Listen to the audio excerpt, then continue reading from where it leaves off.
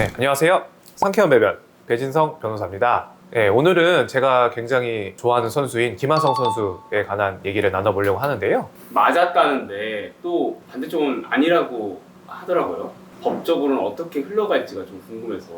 우선 양측이 다 일치하는 점은 김하성 선수와 임혜동 씨 간에 어떤 술자리에서 이제 서로 이제 시비가 있었다. 요거는 이제 밝혀진 사실관계로 보이고요. 이제 김하성 선수는 그 당시에 이제 사실은 이제 사회복무 요원으로서 군복무를 대체하고 있었던 사안으로 보이고, 이제 코로나 시기라서 집합금지가 있었던 시기로 생각이 됩니다. 이제 집합금지 명령을 위반했었던 사안으로 생각이 됩니다. 그래서 이제 김하성 선수가 자신의 사회적 신분이라든지 그 당시 이제 군복무를 대체하고 있었던 사안이라든지 이런 여러 가지 사정으로 인해서 임혜동 씨한테 총 4억 원의 합의금을 지급했다. 여기까지는 양측이 다 동의하고 있는 사실관계입니다.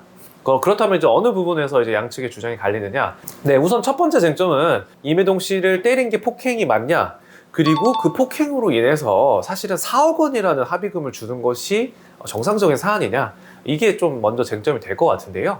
일반적으로 형사 범죄에 대한 합의금은 사실 정해진 기준이 없습니다. 뭐 내가 500원만 받아도 용서를 해줄 수도 있는 거고, 난 50억을 받아도 용서 안 해주겠다, 이렇게 할 수도 있는 거라서 사실은 합의금에 정해진 기준이라는 건 없지만 상식적인 범위는 있을 것 같은데요. 특히 이제 폭행, 상해도 아닌 단순 폭행의 경우에는 합의금으로 4억 원을 준다는 거는 굉장히 예외적인 경우이죠. 4억 원을 지급했다는 점 자체로 두 가지 측면이 드러날 수 있는데요. 첫 번째는 김하성 선수가 진짜 불리한 입장이었다, 쌍방폭행이었던 것으로 보이는데 김하성 선수만 임혜동 씨한테 4억 원을 지급했다는 것은 김하성 선수가 굉장히 불리한 입장이 있었다는 거죠. 그 당시 이제 코로나 시절이었기 때문에 집합금지 명령을 위반한 것이 사실은 막 이슈가 많이 되고 사회적으로 지탄도 많이 받았기 때문에 김하성 선수 입장에서는 이게 이제 외부로 퍼져서 집합금지 명령을 위반했다는 것이 드러나지 않기를 원했을 것 같고요. 그리고 이제 당시 이제 메이저리그 진출을 앞두고 있었던 사안이라서 이제 메이저리그를 진출함에 있어서 이런 잡음이 생기면 좋지 않은 사안이라서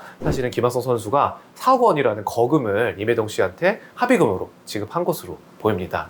그리고 두 번째로는 그 이후에 임혜동 씨가 김하성 선수한테 추가적으로 돈을 요구를 한 것이 공갈 매수에 해당하느냐, 이것도 사실은 양측의 입장이 너무 첨예하게 대립하고 있는데, 김하성 선수와 체결한 합의서에 비밀 유지 의무가 있었는데 이 비밀 유지 의무를 김하성 선수가 위반해서 그거에 따른 돈을 요구한 것이다, 그거 외에 돈을 요구한 적이 없다, 이렇게 주장을 하고 있습니다. 사실은 양 당사자가 준수해야 되는 것은 맞지만 사실은 피해자가 피해를 당한 사실을 얘기하고 다니는 것을 막기 위한 목적이 조금 더 강하다고 생각을 하시면 되겠습니다. 이제 김하성 선수가 이거를 위반을 했는지는 좀 불분명하지만 이것을 이유로 임혜동 씨가 김하성 선수한테 추가적인 돈을 요구한다? 이것은 사실은 정상적인 범위라고 보기는 어려울 것 같고, 오히려 임혜동 씨가 김하성 선수한테 더 많은 돈을 요구하기 위한 빌미가 아니었을까 라는 생각이 좀 듭니다. 근데 이제 임혜동 씨가 이제 상습 폭행을 당했다고 하면서 이제 상해를 입은 사진 같은 거를 언론에 제공을 했는데요. 사실은 이 사진이 알고 보니까 김하성 선수가 때린 사진이 아니라 가정폭력을 당한 사진인 것이 밝혀져서 임혜동 씨가 거짓을 말하고 있는 것이 아닌가라는 이런 보도가 있었는데요. 이제 자기가 그런 이제 상처 입은 사진을 전부 다 변호사한테 보내는 과정에서 실수로 이제 가정폭력을 통해서 입은 상처도 같이 보냈다, 그 사진도 같이 보냈다, 이렇게 주장을 하고 있는데요. 그것이 사실이라고 한다면 이제 변호사와 임혜동 씨가 주고받은 그런 과정에 있어서 이게 실수로 들어갔는지 의도적으로 들어갔는지 이런 내역이 다 남아있을 거기 때문에 수사기관에서는 쉽게 이걸 밝힐 수 있을 것으로 보입니다. 지금까지 한 것들이 다 거짓말이면은 처벌을 얼마나 받을지 그게 좀 궁금해서.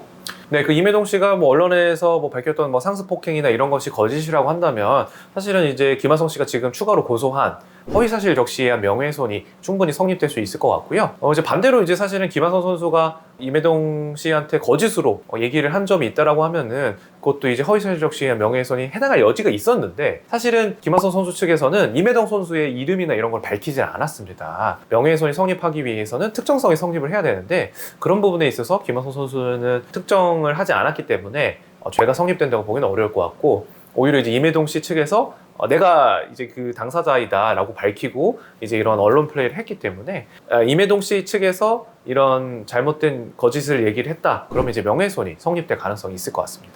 김하성 선수가 이런 사건들로 이제 정신적인 이제 타격을 받지 않으시고 선수 생활 잘 유지하시길 바라겠습니다.